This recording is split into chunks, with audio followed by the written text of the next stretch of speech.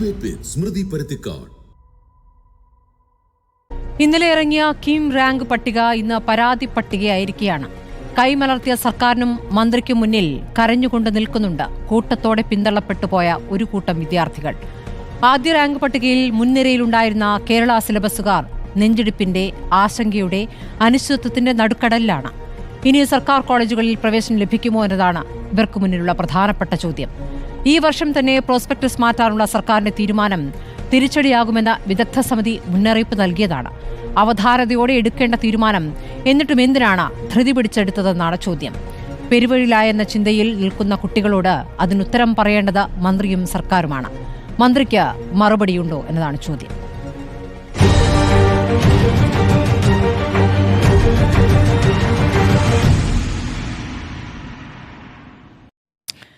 SFI സംസ്ഥാന president M. Sivaprasad, മുസ്ലിം league പ്രതിനിധി PK Nawaz, Franklin Josmon അധ്യാപകൻ, ഫെൻസ ഫാത്തിമ വിദ്യാർത്ഥി എന്നിവരാണ് ചർച്ചയിലുള്ളത്. ആദ്യം ഞാൻ വിദ്യാർത്ഥിയിലേക്ക് പോവുകയാണ്. ഫെൻസ, എന്താണ് ഈ ഘട്ടത്തിൽ സർക്കാരിനോട് പറയാനുള്ളത്? എനിക്ക് ഏറ്റവും ഭയങ്കര വലിയൊരു ബുദ്ധിമുട്ടുണ്ടായിട്ടുള്ളത്, എനിക്ക് നല്ല റാങ്ക് പ്രതീക്ഷിച്ചിട്ടാണ് ഫസ്റ്റ് റാങ്ക് നല്ല 1800 സംതിങ് എനിക്ക് ഫസ്റ്റ് റാങ്ക് ആദ്യം വന്നിട്ടുണ്ടായിരുന്നത്.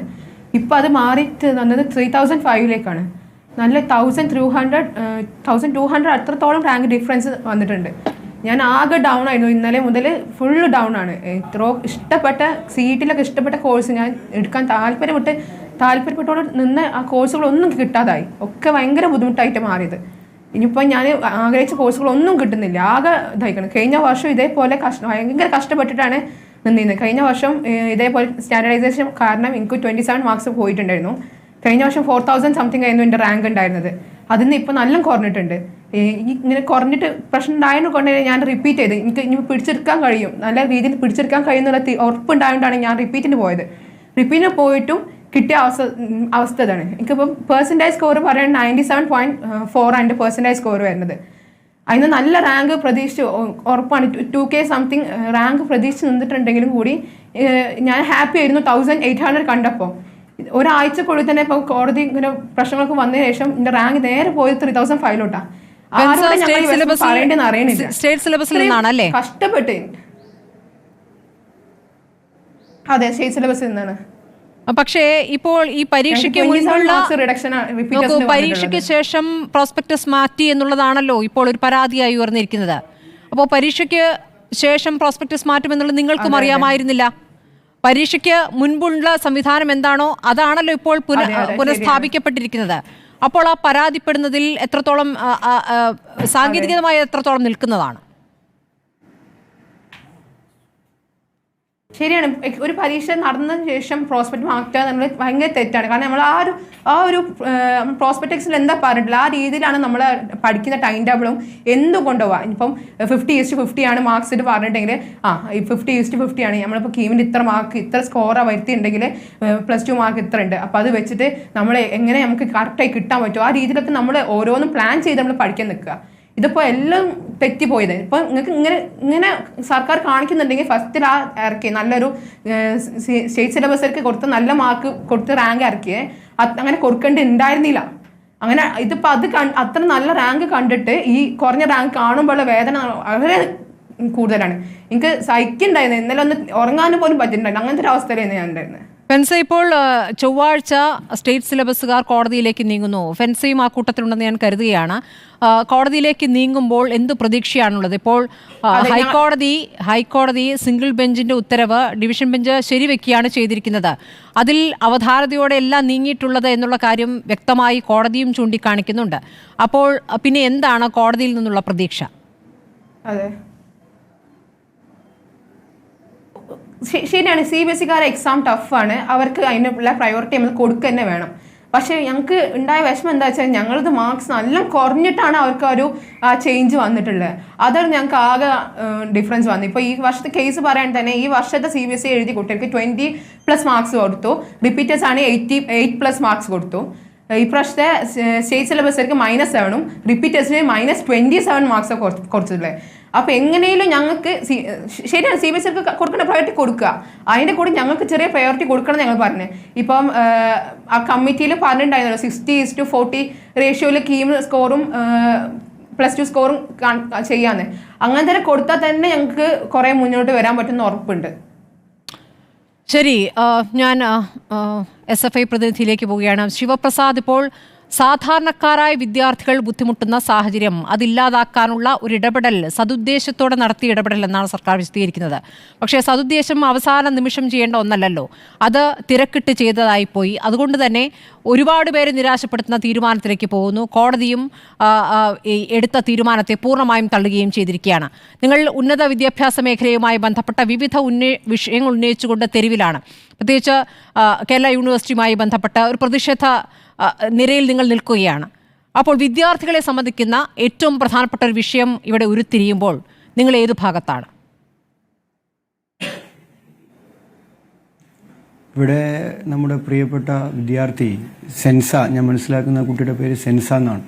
സെൻസ പങ്കുവച്ചത് എനിക്ക് തോന്നുന്നു കേരളത്തിലെ കീം പരീക്ഷ എഴുതിയ കേരള സിലബസിൽ പെടുന്ന ടെൻസ പങ്കുവച്ചത് കീം പരീക്ഷ എഴുതിയ കേരള സിലബസിൽ പഠിച്ച ഫെൻസ ശരി ആ വിദ്യാർത്ഥിനി പങ്കുവച്ചത് സ്റ്റേറ്റ് സിലബസിൽ കീം പരീക്ഷ എഴുതിയ മുഴുവൻ വിദ്യാർത്ഥികളുടെയും വിഷമമാണ് ആ കുട്ടി പങ്കുവച്ചത്. ഞങ്ങളുടെ സഹോദരിയാണ് പ്രിയപ്പെട്ട വിദ്യാർത്ഥിനി. ആ വിദ്യാർത്ഥിനിയുടെ വിഷമത്തിൽ ഞങ്ങൾ ഐക്യപ്പെടുന്നു. കേരളത്തിനകത്ത് കഴിഞ്ഞ 2011 മുതൽ തുടർന്നു വന്നിരുന്ന ഒരു സംവിധാനമാണ് ഈ വർഷം മാറ്റാൻ കേരളത്തിലെ ഗവൺമെൻറ് ഒരു പരിശ്രമം നടത്തിയത്. കഴിഞ്ഞ വർഷം പരീക്ഷ നടന്നു പൂർത്തിയായപ്പോൾ തന്നെ വിവിധങ്ങളായ പരാതികൾ ഈ വിവേചനത്തെ സംബന്ധിച്ച് ഉയർന്നു വന്നു. പക്ഷേ അങ്ങനൊരു പരീക്ഷണം, അങ്ങനൊരു മാറ്റത്തിലേക്ക് കേരളത്തിലെ ഗവൺമെൻറ് ഇത്തവണ കടന്നപ്പോൾ ഉയർന്നു വന്ന പ്രധാനപ്പെട്ടൊരു തെറ്റായ പ്രചരണം CBSE വിദ്യാർത്ഥികളുടെ എന്തോ ഒരു ആനുകൂല്യം കേരളത്തിലെ ഗവൺമെൻറ് റദ്ദാക്കാൻ പോകുന്നു എന്നതായിരുന്നു. ആ ഘട്ടത്തിൽ തന്നെ SFI ഉൾപ്പെടെയുള്ള സംഘടനകൾ പറഞ്ഞു, അങ്ങനെ ഏതെങ്കിലും ഒരു വിഭാഗത്തിൻ്റെ ആനുകൂല്യം റദ്ദാക്കലല്ല, മറിച്ച് 2011 മുതൽ കീം റാങ്ക് ലിസ്റ്റ് തയ്യാറാക്കുന്നതിൽ ഒരു അനീതി, ആ അനീതി തുടച്ചു നീക്കുന്നതിനും മാറ്റുന്നതിനും വേണ്ടിയുള്ള ഇടപെടലാണ് കേരളത്തിലെ ഗവൺമെൻറ് നടത്തിയതെന്ന് അപ്പോൾ തന്നെ വ്യക്തമാക്കി. പക്ഷേ ആ ഒരു വിശദീകരണം എന്തുകൊണ്ടോ CBSE വിഭാഗത്തിൽ പഠിക്കുന്ന കുട്ടികൾക്ക് ബോധ്യപ്പെട്ടില്ല. അവർ ഈ വിഷയത്തെ വളരെ വൈകാരികമായി എടുത്തു. അവർക്ക് കിട്ടിക്കൊണ്ടിരുന്ന ഒരു ആനുകൂല്യം റദ്ദാക്കപ്പെടുന്നു എന്ന നിലയിൽ വ്യാപകമായ പ്രചരണത്തിൽ അവർ കീഴ്പ്പെട്ടു. പുതിയ ഫോർമുല വിദഗ്ധ സമിതി പറഞ്ഞതിനനുസരിച്ചാണെന്നല്ലേ ശിവപ്രസാദ്? ഇപ്പോൾ വിദഗ്ധ സമിതി പറഞ്ഞതനുസരിച്ചാണ് സർക്കാർ കാര്യങ്ങൾ നീക്കിയതെന്നാണല്ലോ ഇപ്പോൾ മന്ത്രി പറയുന്നത്. പക്ഷേ വിദഗ്ധ സമിതി ഇക്കൊല്ലം അത് അപ്രായോഗികമാണ് എന്ന് കൃത്യമായി പറഞ്ഞിട്ടുണ്ട്. അപ്പോൾ ഈ തിടുക്കപ്പെട്ട് ചെയ്തത് എന്തിനായിരുന്നു? രണ്ടു കൂട്ടർക്കും ഇപ്പോൾ നിരാശയുടെ സാഹചര്യം ഉണ്ടായിരിക്കുന്നു. അല്ല, ഞാൻ മനസ്സിലാക്കുന്നത് വിദഗ്ധ സമിതി നിങ്ങൾ പറഞ്ഞതുപോലെ അല്ല പറഞ്ഞതെന്നാണ്. വിദഗ്ധ സമിതി 2-3 ഫോർമുലകൾ ഇതുമായി ബന്ധപ്പെട്ട് മുന്നോട്ട് വെച്ചു. ഞാൻ മനസ്സിലാക്കുന്ന കാര്യമാണ് നിങ്ങൾ പറയുന്നത്, നിങ്ങൾക്ക് ക്രോസ് വെരിഫിക്കേഷൻ നടത്താം. വിദഗ്ധ സമിതി 2-3 നിർദ്ദേശങ്ങൾ മുന്നോട്ട് വെച്ചു. ആ മുന്നോട്ട് വെച്ച 1-2 നിർദ്ദേശങ്ങൾ കുറെ കൂടി ടെസ്റ്റുകൾ നടത്തിയ ശേഷം മാത്രമേ പ്രായോഗികമായി നടപ്പിലാക്കാൻ കഴിയൂ എന്ന പ്രയാസം അവർ തന്നെ ഗവൺമെന്റിനെ അറിയിച്ചു. അതിന്റെ അടിസ്ഥാനത്തിലാണ് നിലവിൽ പ്രായോഗികമായി നമ്മുടെ തൊട്ട് അയൽ സംസ്ഥാനമായ തമിഴ്നാട്ടിൽ തുടർന്നു വരുന്നൊരു സിസ്റ്റം, അവർ തന്നെ ചൂണ്ടിക്കാണിച്ചൊരു സിസ്റ്റം, വിദഗ്ധ സമിതി തന്നെ ചൂണ്ടിക്കാണിച്ച സിസ്റ്റം ഇത്തവണ നടപ്പിലാക്കാം എന്ന് കേരളത്തിലെ ഗവൺമെന്റ് തീരുമാനിക്കുന്നതും അതിന്റെ ഭാഗമായി റാങ്ക് പട്ടിക തയ്യാറാക്കാനുള്ള നീക്കത്തിലേക്ക് പോയതും. അതിന്റെ അടിസ്ഥാനത്തിലാണ് കേരളത്തിലെ ഗവൺമെന്റ് ആ തമിഴ്നാട്ടിൽ സ്വീകരിച്ച അതേ സിസ്റ്റം 5:3:2 മാത്സ്, ഫിസിക്സ്, കെമിസ്ട്രി മാർക്കുകളുടെ റേഷ്യോ 5:3:2 റേഷ്യോയിൽ വിഭജിച്ച് ആ റേഷ്യോയുടെ അടിസ്ഥാനത്തിൽ മാർക്കിനെ സമീകരിച്ച് മുഴുവൻ സിലബസിൽ, അതായത് വിവിധ ബോർഡുകളിൽ പഠിക്കുന്ന വിദ്യാർത്ഥികൾക്ക് തുല്യമായി അവരുടെ മാർക്ക് സ്റ്റാൻഡർഡൈസ് ചെയ്യുമ്പോൾ ഒരു നോർമലൈസ്ഡ് ആയ റാങ്കിലേക്ക് വരാൻ കഴിയുന്ന നിലയിൽ, മാർക്കിലേക്ക് വരാൻ കഴിയുന്ന നിലയിൽ അവരുടെ റാങ്ക് ലിസ്റ്റ് തയ്യാറാക്കാൻ ആവശ്യമായ വലിയ പരിശ്രമമാണ് കേരളത്തിലെ ഗവൺമെന്റ് നടത്തിയത്. ആ പരിശ്രമത്തിലുണ്ടായ സാങ്കേതികമായ ചില പിഴവുകളാണ് സ്വാഭാവികമായി കോടതി ചോദ്യം ചെയ്തതും ആ സാങ്കേതികത്വത്തിൽ തൂങ്ങിയാണ് കോടതി ആ നടപടിക്രമങ്ങളെ ആകെ നിർത്തിവെക്കുന്ന നില നമ്മൾ കണ്ടതാണ്. അല്ല, ഇതിൽ ഞാൻ മനസ്സിലാക്കുന്നത് ശിവപ്രസാദ് താങ്കൾ ഈ പറഞ്ഞതുപോലെ വിദഗ്ധ സമിതിയുടെ നിർദ്ദേശങ്ങളിൽ ഏറ്റവും പ്രധാനപ്പെട്ടതായിട്ടുള്ള ഒരു നിർദ്ദേശം എന്നുള്ളത് ആഴത്തിൽ പഠിച്ചു വേണം ഈ മാറ്റം എന്നുള്ളതും നിലവിൽ ഉള്ളതിനേക്കാൾ മെച്ചമാണോ ചെയ്യുന്നത് എന്ന കാര്യത്തിൽ പരിശോധന വേണമെന്നുള്ളതാണ്. ആ പരിശോധന കൃത്യമായിരുന്നെങ്കിൽ ഇങ്ങനെ കോടതി കയറേണ്ടി വരില്ലായിരുന്നല്ലോ. ഇപ്പോൾ CBSE ആയാലും സ്റ്റേറ്റ് ആയാലും കുട്ടികൾ നമ്മുടെ കുട്ടികളാണല്ലോ. ആരെയും ആ രൂപത്തിൽ ബുദ്ധിമുട്ടിക്കരുത്, രണ്ടു കൂട്ടരെയും രണ്ടായി കാണരുത് എന്നുള്ളതായിരിക്കണല്ലോ പ്രാഥമികമായി പരിഗണന വെക്കേണ്ട കാര്യം. അല്ല, ആ പറഞ്ഞതിലൊരു സാങ്കേതികമായ തകരാറുണ്ട്. കോടതി ഗവൺമെന്റ് സ്വീകരിച്ച നടപടിക്രമങ്ങളിലേക്ക് കടന്നിട്ടേ ഇല്ല. മാർക്ക് നോർമലൈസ് ചെയ്യാൻ വേണ്ടി കേരളത്തിലെ ഗവൺമെന്റ് സ്വീകരിച്ച ഫോർമുലയെ സംബന്ധിച്ച് ഒരു പരാമർശം പോലും സിംഗിൾ ബെഞ്ചിന്റെയോ ഡിവിഷൻ ബെഞ്ചിന്റെയോ വിധിയിലില്ല. കോടതി പറഞ്ഞ ഒറ്റ കാര്യം പ്രോസ്പെക്ടസിനകത്ത് ഇത് ഉൾപ്പെടുത്തിയില്ല എന്നത് മാത്രമാണ്. പക്ഷേ കേരളത്തിലെ ഗവൺമെന്റ് ഞാൻ മനസ്സിലാക്കുന്നത് പ്രോസ്പെക്ടസ് തയ്യാറാക്കിയപ്പോൾ തന്നെ 1.6 ക്ലോസിൽ ഇന്നിങ്ങനെ ചില മാറ്റങ്ങൾ ഈ നടപടിക്രമങ്ങൾ മുന്നോട്ട് നീങ്ങുന്നതിന്റെ ഭാഗമായി വരുത്തേണ്ടതായി വരും എന്ന് കൃത്യമായി ചൂണ്ടിക്കാണിച്ചു. എന്തൊക്കെ നടപടിക്രമങ്ങളാണ് മാറ്റം വരുത്തേണ്ടി വരിക എന്നതിനെ സംബന്ധിച്ചും കേരളത്തിലെ ഗവൺമെന്റ് ആ പ്രോസ്പെക്ടസ് ചൂണ്ടിക്കാണിച്ചിരുന്നു. സർക്കാരിന്റെ അപ്പീൽ എന്തുകൊണ്ടാണ് ഡിവിഷൻ ബെഞ്ച് തള്ളിയത്? എന്തു പറഞ്ഞിട്ടാണ് തള്ളിയത്? ഞാൻ മനസ്സിലാക്കുന്നത് ഞാൻ പറഞ്ഞത് തന്നെ സിംഗിൾ ബെഞ്ച് ഉത്തരവ് ശരിവെക്കുകയാണ് ഹൈക്കോടതി. അങ്ങനെ വെറുതെ ശരിവെക്കുകയല്ല, ഈ പുതിയ ഫോർമുല നടപ്പാക്കുന്നത് അപ്രായോഗികമാണെന്ന് ഈ വിദഗ്ധ സമിതി എന്താണോ നിർദ്ദേശം വച്ചത് എന്ന് ചോദിക്കുന്നു. ആ വിദഗ്ധ സമിതിയുടെ നിർദ്ദേശം എന്താണെന്ന് കോടതിയിൽ എത്തിക്കുക പോലും ചെയ്തിരുന്നില്ല. അവസാനം കോടതി ആവശ്യപ്പെട്ടിട്ടാണ് അത് വരുത്തിച്ചത്. അപ്പോൾ അതിൽ പറയുന്നുണ്ട് ഈ വർഷം പ്രായോഗികമല്ല എന്ന്. അപ്പോൾ അത് ചൂണ്ടിക്കാണിച്ചുകൊണ്ടാണ് ഇപ്പോൾ സിംഗിൾ ബെഞ്ച് ഉത്തരവ് റദ്ദാക്കേണ്ട സാഹചര്യമില്ല എന്ന ഡിവിഷൻ ബെഞ്ചും കൂടി വിലയിരുത്തുന്നത്. അപ്പോൾ പൂർണ്ണമായും കോടതിയിൽ തോൽക്കുന്ന രീതിയിലേക്ക് ഒരു തീരുമാനമെടുക്കുകയാണ്.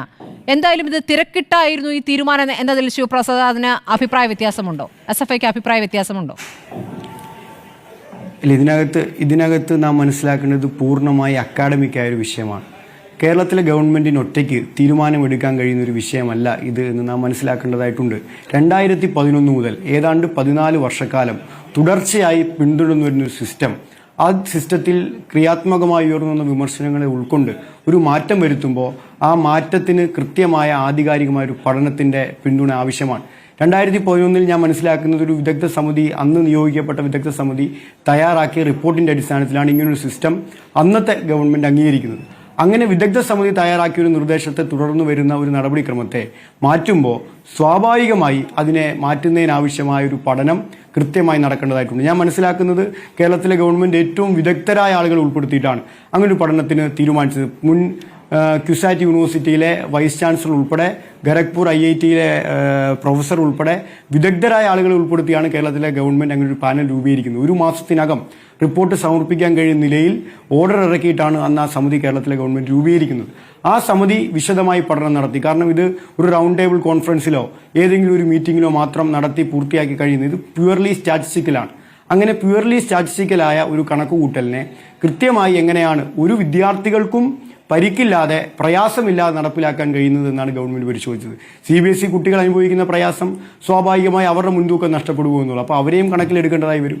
നമ്മുടെ സ്റ്റേറ്റ് സിലബസിലെ വിദ്യാർത്ഥികൾ നിരന്തരമായി പങ്കുവെക്കുന്ന പരാതി അവർക്ക് ക്രിയാത്മകമായി കിട്ടേണ്ട സ്ഥാനം ഈ മാർക്ക് നോർമലൈസ് ചെയ്യുമ്പോൾ ഉണ്ടാകുന്ന കുറവ് നഷ്ടപ്പെടും. അതാണ് ഏറ്റവും പ്രധാനപ്പെട്ട നമ്മൾ കേരളത്തിലെ ഗവൺമെന്റ് കണ്ടൊരു പ്രധാനപ്പെട്ട കാര്യം. അപ്പോൾ അവർക്ക് അവരുടെ പ്രധാനപ്പെട്ടൊരു ആവശ്യം കേരളത്തിലെ ഗവൺമെന്റ് അംഗീകരിച്ചുകൊണ്ടാണ് അങ്ങനെ ഒരു സമിതിയെ നിയോഗിക്കുന്നതും ആ നിയോഗിക്കപ്പെട്ട സമിതി ക്രിയാത്മകമായി പഠനം നടത്തിയെന്ന് തന്നെയാണ് ഞങ്ങളുടെ അഭിപ്രായം. പക്ഷേ അങ്ങനെ പഠനം നടത്തുമ്പോഴും ഇതിനെ എല്ലാവരെയും തുല്യമായി അക്കോമഡേറ്റ് ചെയ്യാൻ കഴിയും. തുല്യതയാണല്ലോ പ്രധാനം. ആർക്കെങ്കിലും കുറയുകയോ ആർക്കെങ്കിലും കൂടുകയോ ചെയ്യുന്ന ഒരു സംവിധാനമല്ലല്ലോ നമ്മളാരും പ്രതീക്ഷിക്കുന്നത്. നമുക്ക് CBSE എല്ലാ ബോർഡുകളിലും പഠിക്കുന്ന വിദ്യാർത്ഥികൾ നമ്മുടെ വിദ്യാർത്ഥികളാണ്. അങ്ങനെ എല്ലാ ബോർഡുകളിലും പഠിക്കുന്ന വിദ്യാർത്ഥികളെല്ലാം തുല്യരാണ്. അങ്ങനെ തുല്യമായി പഠിക്കുന്നവർ, തുല്യമായി പഠിച്ച് പരീക്ഷ എഴുതുന്നവർ വിവിധ ബോർഡുകളിൽ പഠിക്കുമ്പോൾ ആ പഠനത്തിൻ്റെതായ ചില വ്യത്യാസങ്ങൾ സ്വാഭാവികമായി വന്നേക്കാം. പക്ഷേ എനിക്ക് തോന്നുന്നത് എല്ലാവരും NCERT ടെക്സ്റ്റാണ് പഠിക്കുന്നത്. അങ്ങനെ NCERT ടെക്സ്റ്റ് ICSEക്ക് മാത്രമാണ് എനിക്ക് തോന്നുന്നു സിലബസ് വേറെ ആയിട്ടുണ്ടാവുന്നതാണ് എൻ്റെ ഒരു ഓർമ്മ ശരിയാണെങ്കിൽ. അങ്ങനെ വിവിധ ബോർഡുകളിൽ പഠിക്കുന്ന കുട്ടികൾ അവർ എടുക്കുന്ന എഫേർട്ട് ഒന്നാണ്, അവർ ചെലവഴിക്കുന്ന സമയം ഒന്നാണ്, അവരനുഭവിക്കുന്ന മാനസിക സംഘർഷങ്ങൾ ഒന്നാണ്. അപ്പോൾ അങ്ങനെ വിവിധ തലങ്ങളിലുള്ള വിദ്യാർത്ഥികൾ ഒരു പരീക്ഷ എഴുതിയാൽ ആ പരീക്ഷയുടെ റിസൾട്ടിൽ ഒരു തുല്യത ഉണ്ടാവണം, ഒരു ഇക്വാലിറ്റി ഉണ്ടാവണം. ആ ഇക്വാളിറ്റി നിലവിലില്ല എന്നത് നാം ആദ്യം അഡ്മിറ്റ് ചെയ്തേ മതിയാവും. അത് CBSE കുട്ടികളോട് എനിക്ക് അഭ്യർത്ഥിക്കാനുള്ളത് സ്വാഭാവികമായി നിങ്ങൾ ഈ ഒരു അൺഇക്വാലിറ്റിയെ നിങ്ങളൊന്ന് അഡ്മിറ്റ് ചെയ്യാൻ കൂടി തയ്യാറാവണമെന്ന് ഞാൻ വിനീതമായി അവരോട് അഭ്യർത്ഥിക്കുകയാണ്. നിങ്ങളുടെ ഏതെങ്കിലും അല്ലെങ്കിൽ CBSE വിദ്യാർത്ഥികളുടെ ഏതെങ്കിലും ഒരു മെറിറ്റ് നശിപ്പിക്കാൻ വേണ്ടിയിട്ടല്ല കേരളത്തിലെ ഗവൺമെന്റ് ഇങ്ങനൊരു പഠനത്തിന് തീരുമാനിക്കുന്നതും മാറ്റം വരുത്താൻ വേണ്ടി ശ്രമിച്ചതും. കേരളത്തിലെ ഗവൺമെന്റ് വളരെ സദുദ്ദേശപരമായി എല്ലാ വിദ്യാർത്ഥികളും തുല്യരായി പരിഗണിക്കുന്ന ഒരു സാമൂഹ്യ വ്യവസ്ഥിതി കീം റാങ്ക് ലിസ്റ്റ് തയ്യാറാക്കുമ്പോൾ ഉണ്ടാവണം എന്ന് ഒരു കൃത്യമായൊരു ഫോക്കസ് അത് SFI ഉൾപ്പെടെ കഴിഞ്ഞ വർഷം ആവശ്യപ്പെട്ടതാണ്.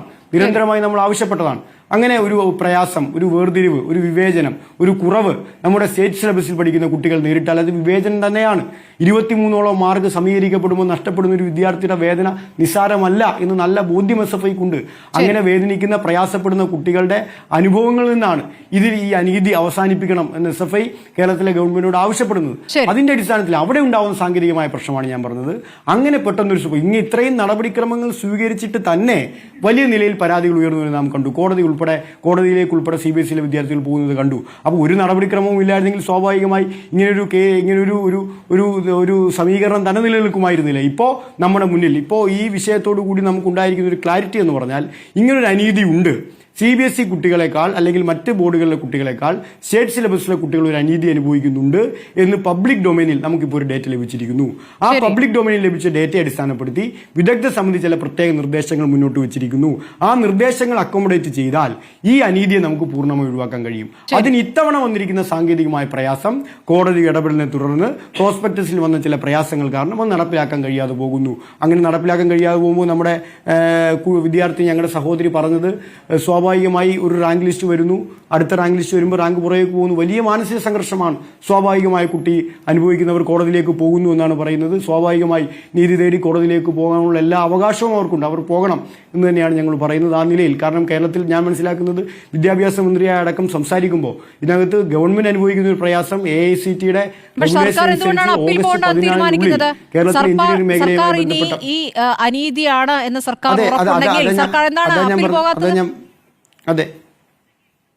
അതാ ഞാൻ പറഞ്ഞ വിദ്യാഭ്യാസ മന്ത്രിയായി സംസാരിക്കുമ്പോൾ നമ്മൾ കണ്ടതല്ലേ, ഡിവിഷൻ ബെഞ്ച്, സിംഗിൾ ബെഞ്ച് ഉത്തരവ് വന്ന് മണിക്കൂറുകൾ കഴിയുന്നതിന് മുമ്പ് കേരളത്തിലെ ഗവൺമെന്റ് അപ്പീൽ പോകാൻ തീരുമാനിച്ചു. ഡിവിഷൻ ബെഞ്ചിലേക്ക് പോയി അപ്പീൽ പോകാതെ കേരളത്തിലെ ഗവൺമെന്റ് ഇരുന്നിട്ടില്ല. ഡിവിഷൻ ബെഞ്ചിന്റെ ഉത്തരവ് വന്ന് മണിക്കൂറുകൾക്കകം ഒരു ഗവൺമെന്റ് മന്ത്രിസഭാ യോഗം ചേർന്ന് ആലോചിച്ച് തീരുമാനിക്കുകയാണ് പോകണം. അപ്പോൾ ഗവൺമെന്റ് ഉറച്ചു. ഞാൻ പൂർത്തിയാക്കുമ്പോൾ മാഡത്തിന് ഞാൻ ഉത്തരം കിട്ടും. അതെ, ഞാൻ പൂർത്തിയാക്കുമ്പോൾ മാഡത്തിന് ഉത്തരം കിട്ടും. അപ്പോൾ അങ്ങനെ തീരുമാനിക്കുമ്പോഴാണ് സ്വാഭാവികമായി സിംഗിൾ ഡിവിഷൻ ബെഞ്ചിലേക്ക് അപ്പീൽ പോകുന്നത്.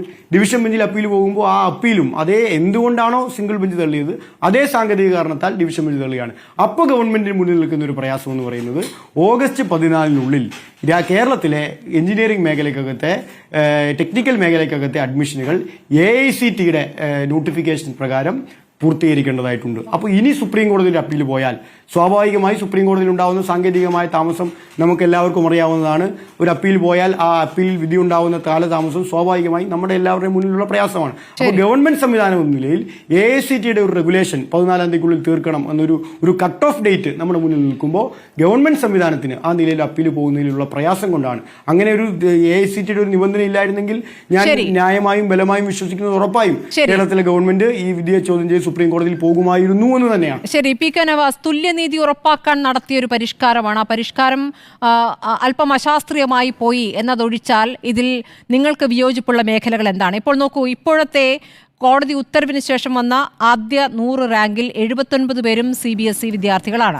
സ്റ്റേറ്റ് സിലബസിൽ നിന്നും വെറും 21 പേരാണ്. നേരത്തെ കോടതി റദ്ദാക്കിയ പട്ടികയിലാകട്ടെ ഇത് യഥാക്രമം 55ഉം 43ഉം ആയിരുന്നു.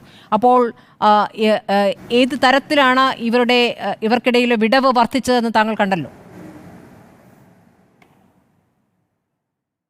തീർച്ചയായും യഥാർത്ഥത്തിൽ നമ്മുടെ സഹോദരി ഫെൻസയെ പോലെ ആയിരക്കണക്കിന് വിദ്യാർത്ഥികളാണ്, 10,000-കണക്കിന് വിദ്യാർത്ഥികളാണ് കഴിഞ്ഞ 1-2 ആഴ്ചകളായി വലിയ മാനസിക സമ്മർദ്ദത്തിൽ പിടിപ്പെട്ടിരിക്കുന്നത്. അതൊരു സർക്കാരിൻ്റെ പിടിപ്പുകേടാണ് എന്ന് പറയാതിരിക്കാനാവില്ല. ഇപ്പോൾ SFIയുടെ സംസ്ഥാന അധ്യക്ഷൻ ഇവിടെ വന്നിട്ട് സർക്കാരിനെ ന്യായീകരിക്കുന്ന രൂപത്തിൽ അദ്ദേഹത്തിൻ്റെ സംസാരം സാങ്കേതികമായ പിഴവാണ്, അത് AICTയുടെ റെഗുലേഷൻ പ്രകാരം ഡേറ്റ് ആയതുകൊണ്ടാണ് അപ്പീലിന് പോകാൻ കഴിയാത്തതെന്നൊക്കെയാണ്.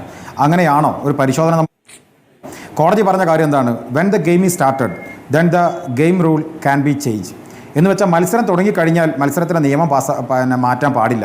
അത് കോടതി വ്യക്തമായി പറഞ്ഞു. ഞാൻ ചോദിക്കട്ടെ, മാർച്ച് മാസത്തിൽ +2 എക്സാം എഴുതിയ വിദ്യാർത്ഥികൾ അവരുടെ ഏപ്രിൽ മാസം 23 മുതൽ 29 തീയതികളിൽ തന്നെ പ്രോസ്പെക്ടസ് പ്രകാരം എൻട്രൻസ് എക്സാം എഴുതണം എന്ന് നിർബന്ധിച്ച് നമ്മുടെ ഈ ഗവൺമെൻറ് ആയിരുന്നില്ലേ? അന്ന് അവർ പറഞ്ഞ ജൂൺ 10 റിസൾട്ട് വരുമെന്നാണ്. ജൂണിൽ വന്നില്ല, ജൂലൈ 2-ാം തീയതിയാണ് റിസൾട്ട് വരുന്നത്. ഈ ഒരു മാസം എന്തിനാണ് വൈകിപ്പിച്ചത്?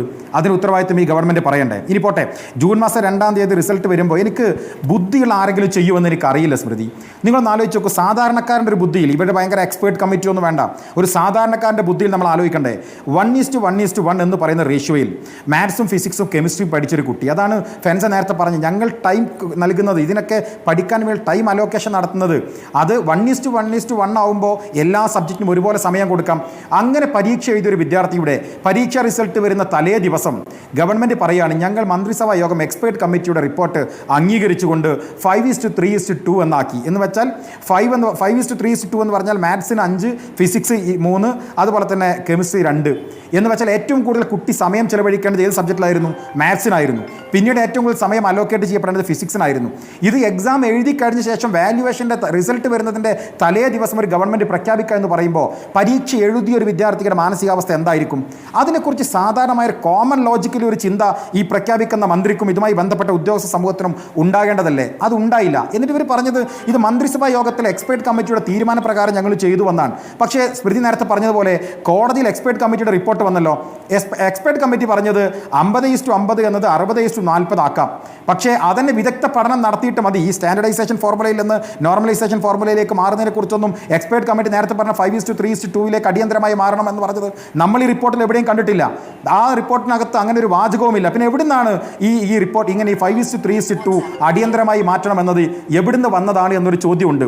മന്ത്രിസഭാ യോഗം അംഗീകരിച്ച ഈ പറയുന്ന എക്സ്പേർട്ട് കമ്മിറ്റിയുടെ റിപ്പോർട്ട് പ്രകാരമാണ് ഞങ്ങൾ ചെയ്തത് എന്ന് കോടതിയിൽ ബഹുമാനപ്പെട്ട ഗവൺമെൻറ് അഫിഡവിറ്റ് ഫയൽ ചെയ്യുമ്പോൾ ആ അഫിഡവിറ്റ് ആ പറയുന്ന എക്സ്പേർട്ട് കമ്മിറ്റിയുടെ മാനദണ്ഡത്തിൽ പെടാത്തൊരു മാനദണ്ഡത്തിൽ റിസൾട്ട് പ്രഖ്യാപിക്കുമ്പോൾ സ്വാഭാവികമായ ഒരു ചോദ്യമുണ്ട്.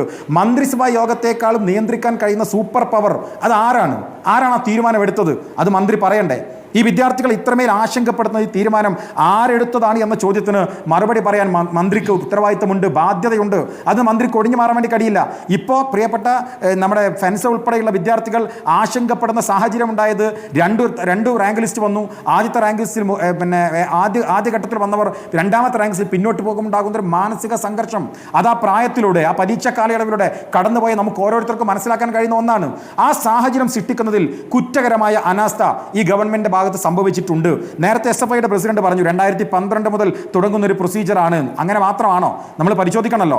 2012 മുതൽ 2025 വരെയുള്ള നീണ്ട 10-13 വർഷത്തെ കാലയളവിലെ ഈ റിസൾട്ട് എടുത്ത് ഈ പ്രോസസ്സിൻ്റെ റിസൾട്ട് എടുത്ത് പരിശോധിച്ചാൽ 2021 മുതലാണ് നേരത്തെ പറഞ്ഞ CBSE സിലബസിൻ്റെയും കേരള സിലബസിൻ്റെയും ഈ അന്തരം, ഈ പറയുന്ന മാർക്ക് കൂട്ടുകയും കുറയ്ക്കുകയും ചെയ്ത അന്തരം കൂടി വന്നത്. ഇപ്പോൾ തന്നെ 2024 പരീക്ഷ എക്സാം എഴുതിയ ഒരു വിദ്യാർത്ഥി, ആ വിദ്യാർത്ഥി കേരള സിലബസിലാണെങ്കിൽ അവൾക്ക് 27 മാർക്ക് കുറയ്ക്കുന്നു. എന്നാൽ അവൾ അതേ വിദ്യാർത്ഥി CBSE സിലബസിലാണെങ്കിൽ അവർക്ക് ഏകദേശം 10-20 മാർക്ക് കൂട്ടുന്നു. ഈ പറയുന്ന വ്യത്യാസം ഉണ്ടാകുന്നത് ഈ 2020 ശേഷം 21 കൂടിയാണ്. അപ്പോൾ 21 അങ്ങനെ നമ്മൾ എന്തൊരു സതുദ്ദേശത്തോടു കൂടി കൊണ്ടുവന്ന 50-50 റേഷ്യോ പ്രകാരമുള്ള വിദ്യാഭ്യാസ മേഖല ഈ മാറ്റം നമ്മൾ കേരളത്തിലെ കേരള സിലബസിൽ പഠിക്കുന്ന വിദ്യാർത്ഥികൾക്ക് ഗുണകരമായി സംഭവിക്കാൻ കൊണ്ടുവന്നൊരു മാറ്റം അത് ആ വിദ്യാർത്ഥികൾക്ക് ദോഷകരമായി ബാധിക്കുന്നു എന്ന് ബോധ്യപ്പെടുമ്പോൾ ആ സമയത്തിന് ആലോചനകൾ ഉണ്ടാകണ്ടേ, അവിടെ തിരുത്തലുകൾ ഉണ്ടാകണ്ടേ? അതുണ്ടായില്ല എന്ന് മാത്രമല്ല 2024 വരെ കാത്തിരുന്നിട്ട് അതിനേക്കാൾ മാരകമായ അപകടമാകുന്ന മറ്റൊരു മാറ്റം കൊണ്ടാണ്, മറ്റൊരു നോർമലൈസേഷൻ പ്രോസസ്സ് കൊണ്ടാണ് അത് മാറ്റം വരുത്താൻ വേണ്ടി തീരുമാനിച്ചത്. അപ്പോൾ ബുദ്ധിപരമായ ചർച്ച നടത്താതെ എക്സ്പേർട്ട് കമ്മിറ്റിയിൽ നേരത്തെ നമ്മളിവിടെ സൂചിപ്പിച്ചല്ലോ, ഗോരഖ്പൂർ ITIയിലെ പ്രൊഫസറുള്ള ഒരു എക്സ്പേർട്ട് കമ്മിറ്റി, നമ്മുടെ ഫോർമർ VC ഉള്ള കുസാറ്റിൻ്റെ ഫോർമർ VC ഉള്ള എക്സ്പേർട്ട് കമ്മിറ്റി, അത്രയും എക്സ്പേർട്ട് കമ്മിറ്റികളുടെ ചിന്തകളെയും അവരുടെ ആലോചനകളെ പോലും അവർ പോലും 4 മെത്തേഡുകൾ എടുത്തിട്ട് അതിൽ 3 മെത്തേഡുകൾ മാറ്റി നിർത്തി ഒന്ന് മാത്രം സജസ്റ്റ് ചെയ്ത് ആ സജസ്റ്റ് ചെയ്ത മെത്തേഡ് തന്നെ കൂടുതൽ പഠനത്തിന് ശേഷമേ നടപ്പിലാക്കാൻ കഴിയുമെന്ന് ഗൗരവകരമായ നിർദ്ദേശം നൽകുമ്പോൾ ആ നിർദ്ദേശത്തെ മറികടന്നുകൊണ്ട് ആരുടെ താല്പര്യത്തിലാണ് ഈ 5:3:2 എന്ന് പറയുന്ന ഒരു നമ്പറിലേക്ക് ഇവർ വന്നത്? ആ ചോദ്യം വളരെ ഗൗരവമാണ്, അതിന് ഉത്തരം പറയണം. പിന്നെ നമ്മൾ പ്രിയപ്പെട്ട എൻ്റെ സഹോദരി ഫെൻസയോട് ഐക്യദാർഢ്യപ്പെട്ടു പോയതുകൊണ്ട് മാത്രം കാര്യമുണ്ടോ? 10,000 വിദ്യാർത്ഥികളുടെ നഷ്ടം ഉണ്ടായില്ലേ? ഇവർക്ക് ആർട്സ് ആൻഡ് സയൻസ് കോഴ്സുകളിലേക്ക് പോകണമെങ്കിൽ കേരളത്തിലെ എല്ലാ യൂണിവേഴ്സിറ്റികളിലും ആർട്സ് ആൻഡ് സയൻസ് കോഴ്സുകളുടെ അഡ്മിഷൻ ക്ലോസ് ചെയ്തു. കുസാറ്റിൽ പോലും അവിടുത്തെ അഡ്മിഷൻ പ്രോസസ് സെക്കൻഡ് അലോട്ട്മെന്റ് പൂർത്തീകരിച്ചു. നാഷണൽ ഇൻസ്റ്റിറ്റ്യൂട്ടുകളൊക്കെ അവരുടെ അലോട്ട്മെന്റ് പ്രോസസ് പൂർത്തീകരിച്ചു. ഈ 10,000-75,000 വരുന്ന വിദ്യാർത്ഥികൾ ഈ ഗവൺമെന്റിനെ വിശ്വസിച്ചവരാണ്. അവർ ഗവൺമെന്റ് ഗവൺമെന്റിനാൽ വഞ്ചിക്കപ്പെട്ടവരാണ്. അവരുടെ സ്വപ്നങ്ങൾക്ക് മുകളിലാണ് ആലോചനകളില്ലാത്ത, കൃത്യമായി പറഞ്ഞാൽ ഇവിടുത്തെ ശാസ്ത്ര സാഹിത്യ പരിഷത്തിന്റെ ചില ആളുകളുടെ കുബുദ്ധിയുടെ മുന്നിൽ ഇവർക്ക് ഈ മന്ത്രി ഉൾപ്പെടെയുള്ള ആളുകൾ മുട്ടുകുത്തി കൊടുക്കുകയും എക്സ്പേർട്ട് കമ്മിറ്റിയുടെ മുകളിലേക്ക് ഒരു പവർ ഹൗസായി മറ്റാരോ കടന്നു വരികയും ചെയ്തപ്പോൾ ഉണ്ടായ ഒരു ദുരന്തമാണ് ഇത്. നോർമലായി ഉണ്ടായി വന്നതോ സാങ്കേതികമായി സംഭവിച്ചതോ അല്ല. ആലോചനകളില്ലാത്ത, ചർച്ചകളില്ലാത്ത, വിദ്യാഭ്യാസ മേഖലയിൽ കഴിഞ്ഞ 5-10 വർഷങ്ങളായി ചർച്ചകളില്ലാതെ ഏകപക്ഷീയമായി കടന്നു പോകുന്നതിന്റെ അവസാനത്തെ ദുരന്തമാണ്. കഴിഞ്ഞ പല തവണയും വിദ്യാഭ്യാസ മേഖല മാറ്റം ഉണ്ടാകുമെന്ന് പറയാറുണ്ട്. കാലയളവിൽ ഈ തരത്തിലുള്ള തീർച്ചയായും സംബന്ധിച്ചൊരു പ്രശ്നം അവിടെ നിൽക്കുന്നുണ്ടായിരുന്നു. എന്ത് നിർദ്ദേശം നിങ്ങൾ ഇതിനിടയ്ക്ക് മുന്നോട്ട് വെച്ചു, സർക്കാരിന് മുന്നിൽ വെച്ചു? ഉണ്ട് സ്മൃതി, ഞാൻ പറയട്ടെ. എനിക്ക് 1-2 നിർദ്ദേശങ്ങൾ സ്വാഭാവികമായി നിങ്ങളുടെ ചർച്ചയിലേക്ക് വരാനുണ്ട്. അത് വിദഗ്ധ സമിതിയുടെ കൂടുതൽ ചർച്ചകൾ നടക്കേണ്ടതാണ്. എൻ്റെ ഒരു ചോദ്യം, എന്തിനാണ് ഈ +2വിൻ്റെ മാർക്ക് ഇവിടെ മാനദണ്ഡമാക്കി വെക്കുന്നത്? എൻട്രൻസ് എക്സാമിൻ്റെ മാനദണ്ഡത്തിൽ തന്നെ നമുക്ക് അഡ്മിഷൻ പ്രോസസ് നടത്താലോ. നീറ്റ്, ഇന്ത്യയിൽ നീറ്റിന് എക്സാം നടക്കുന്നുണ്ടല്ലോ, അതിന് കേരളത്തിലെ വിദ്യാർത്ഥികൾ മാത്രം വെച്ച് നമ്മൾ റാങ്ക് ലിസ്റ്റ് ഉണ്ടാക്കുന്നുണ്ടല്ലോ. ജെയുടെ അടിസ്ഥാനത്തിൽ മലയാളി വിദ്യാർത്ഥികൾ മാത്രം വെച്ച് കേരളത്തിലെ സീറ്റുകളിലേക്ക് അങ്ങനെ റിപ്പോർട്ട് അങ്ങനെ ഒന്നുണ്ടാക്കിയാൽ പോരെ? ജെഇ വേറെ എക്സാമും കീം വേറെ എക്സാമായി നടത്തേണ്ട കാര്യം എന്താണ്? എൻ്റെ സ്വാഭാവികമായ ചോദ്യമാണ്. വിദഗ്ധ സമിതി ആളുകളാണ് അതിന് ഉത്തരം പറയണം. ഞാൻ ചോദിക്കുന്നത് +2 എക്സാം കഴിഞ്ഞ് ജെഇക്ക് പ്രിപ്പയർ ചെയ്ത് കീമിന് പ്രിപ്പയർ ചെയ്ത് ഇങ്ങനെ നിരന്തരമായ പരീക്ഷകൾ എഴുതി ഈ കുട്ടികൾ വീർപ്പ് മുട്ടിക്കേണ്ട കാര്യം എന്താണ്? നീറ്റ് എക്സാം ചെയ്ത കുട്ടികളിൽ നിന്ന് നമ്മൾ കേരളത്തിൽ റാങ്ക് ലിസ്റ്റ് ഉണ്ടാക്കുന്ന പോലെ ജെഇ എക്സാമിൽ അങ്ങനെ റാങ്ക് ലിസ്റ്റ് ഉണ്ടാക്കിയാൽ എന്താണ് ഇവർ കാണുന്ന പ്രശ്നം? ഇനി +2വിൻ്റെ മാർക്ക് നമ്മൾ എന്തൊരു ഉദ്ദേശത്തിലാണോ +2 മാർക്കിന് അടിസ്ഥാനമായി കൊണ്ടുവന്നത് അത് മറികടന്നു പോകുന്നു. അത് നമുക്കൊരു ഭാരമായി വരുന്നുവെങ്കിൽ അതങ്ങ് ഒഴിവാക്കിയിട്ട് എൻട്രൻസ് എക്സാമിന്റെ മാത്രം മാനദണ്ഡത്തിൽ ഈ അഡ്മിഷൻ പ്രോസസ് നടത്തിക്കൂടെ എന്നൊരു ചോദ്യം ഞങ്ങൾ സജഷനായി മുന്നോട്ട് വെക്കുകയാണ്. അപ്പോൾ അത്തരം ആലോചനകളൊക്കെ രൂപപ്പെട്ട് വരേണ്ടതില്ല. ഇനി അതല്ലെങ്കിൽ വിദഗ്ധ സമിതി ഇപ്പം മുന്നോട്ട് വെച്ച 4 ഫോർമുലകളിലെ ഒരു ഫോർമുല ഉണ്ടല്ലോ, ആ ഫോർമുല വിജയകരമായി അടുത്ത തവണ നടപ്പിലാക്കിയായിരുന്നില്ല വേണ്ടിയിരുന്നത്. അല്ലാതെ കൂടുതൽ കോംപ്ലിക്കേഷൻ ഉണ്ടാക്കാൻ, ഒരു പ്രശ്നത്തിനെ പരിഹരിക്കാൻ അതിനേക്കാൾ ഭീകരമായി മറ്റൊരു പ്രശ്നത്തെ കൊണ്ടുവച്ചിരിക്കുന്നു. അതിന് കളവ് പറയുന്നു, കോടതിയിൽ കളവ് പറയുന്നു, മാധ്യമങ്ങളെ മെക്കെട്ട് കയറുന്നു, എന്നിട്ട് ഇവിടെ വന്നിരുന്ന് ന്യായീകരിക്കാൻ ശ്രമിക്കുന്നു. ഇതല്ല ചെയ്യേണ്ടത്. യഥാർത്ഥത്തിൽ വിദ്യാഭ്യാസ മേഖലയിലെ അവധാനതകളില്ലാത്ത മാറ്റങ്ങൾക്ക് തുടർച്ചയായി നേതൃത്വം കൊടുക്കുന്ന വിദ്യാഭ്യാസ വകുപ്പിന്റെ അവസാനത്തെ ഉദാഹരണമാണ് നീറ്റുമായി ബന്ധപ്പെട്ട് നമ്മൾ കണ്ടിരിക്കുന്നത്. ഫ്രാങ്ക്ലിൻ ജോസ്മോൻ, ഇപ്പോൾ സ്റ്റേറ്റ് സിലബസിലെ വിദ്യാർത്ഥികൾ വല്ലാത്ത വിഷമത്തിലാണ്. കാരണം ആദ്യ റാങ്കുകളിൽ ഉണ്ടായിരുന്നവരൊക്കെ എത്രത്തോളം താഴേക്ക് പോയി എന്നുള്ളതാണ് അവരെ സംബന്ധിച്ച് ആശങ്കപ്പെടുത്തുന്ന കാര്യം. ഇപ്പോൾ കൂടെ ഇരിക്കുന്ന ഫെൻസ് തന്നെ പറയുന്ന കാര്യങ്ങൾ കേട്ടല്ലോ. ഒരു അധ്യാപകൻ എന്ന നിലയ്ക്ക് ഫ്രാങ്ക്ലിൻ ജോസ്മോൻ ഈ ഘട്ടത്തിൽ പറയാനുള്ള എന്താണ്? ഒരു സ്റ്റുഡൻ്റ് എന്ന് പറയുന്നത് +2 കഴിഞ്ഞിട്ട് കീം എക്സാം എഴുതുമ്പോൾ ഒരുപാടധികം പ്രതീക്ഷകളോടാണ് എഴുതുന്നത്.